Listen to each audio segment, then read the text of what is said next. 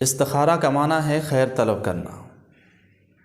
جب کسی معاملے میں تردد پیدا ہو تو اس کی بہتری والی جہت طلب کرنے کے لیے استخارہ کیا جاتا ہے۔ یہ مسنون عمل ہے جس کی ترغیب اور طریقہ خود رسول اللہ صلی اللہ علیہ وسلم نے فرمایا۔ احادیث سے معلوم ہوتا ہے کہ جس شخص کی حاجت ہو وہ خود استخارہ کرے، کیونکہ رسول اللہ صلی اللہ علیہ وسلم نے صحابہ اکرام علیہم اجمعین کو اس اہتمام سے یہ دعا سکھائی جیسے قرآن کریم سکھا رہے ہیں، قرآن کریم کی کوئی صورت سکھا رہے ہیں، قرآن کریم کی کوئی آیت سکھا رہے ہیں۔ اور صحابہ کی زندگیوں سے بھی یہ معلوم ہوتا کہ صحابہ اکرام نے اپنے تمام امور حضور علیہ السلام کے سامنے پیش کیے کہ وہ اپنے امور میں حضور علیہ السلام سے مشورے تو لیتے تھے لیکن استخارے نہیں کرواتے تھے، استخارہ نہیں کرواتے تھے۔ بھائی دیکھیں، حضور کی ذات سے زیادہ کوئی مقدس ذات نہیں ہو سکتی، اور وہ وقت تو نزول قرآن کا وقت تھا، اور صحابہ حضور سے مشورے لیتے تھے، استخارے خود کرتے تھے، استخارہ خود کرتے تھے۔ اس وقت تو خیر اور شر کی خبر یقینی ہوتا۔ رسول اللہ صلی اللہ علیہ وسلم نے صحابہ کے واسطے سے پوری امت کی تربیت فرمائی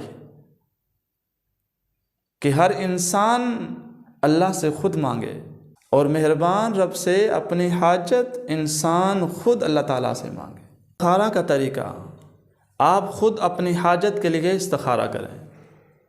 اس کا مسنون عمل یہ ہے کہ دن اور رات کسی بھی وقت 2 رکعت نماز نفل ادا کر سکتے ہیں، لیکن جب آپ نفل ادا کر رہے ہوں، نفل کی ادائیگی کا مکروہ وقت نہ ہو۔ 2 رکعت نماز نفل استخارہ کی نیت سے پڑھیں۔ نیت یہ ہو کہ میرے سامنے یہ معاملہ ہے، یہ مسئلہ ہے، اس میں میرے حق میں جو بہتر ہے اس بہتر حق کو میرے حق میں فیصلہ فرما، اور اس کے بعد سلام پھیرے۔ سلام پھیرنے کے بعد یہ دعا پڑھیں، اللہم انی استخیرک بعلمک واستقدرک بقدرتک واسألک من فضلک العظیم فإنک تقدر ولا اقدر وتعلم ولا اعلم وانت علام الغیوب اللہم ان کنت تعلم ان هذا الامر خیر لی فی دینی ومعاشی وعاقبت امری فاقدرہ لی ویسرہ لی ثم بارک لی فی وَإِن كُنْتَ تَعْلَمُ أَنَّ هَذَا الْأَمْرَ شَرٌّ لِّي فِي دِينِي وَمَعَاشِي وَعَاقِبَةِ أَمْرِي فَاصْرِفْهُ عَنِّي وَاصْرِفْنِي عَنْهُ وَاقْدِرْ لِي الْخَيْرَ حَيْثُ كَانَ ثُمَّ أَرْزِقْنِي بِهِ۔ دعا کرتے وقت جب هذا الامر پر پہنچیں تو جو عربی کو جانتے ہیں وہ هذا الامر پر پہنچیں تو اپنی اس حاجت کا نام لیں، اپنے اس کام کا نام لیں، مثلا ھذا النکاح، ھذا السفر، ھذا البیع۔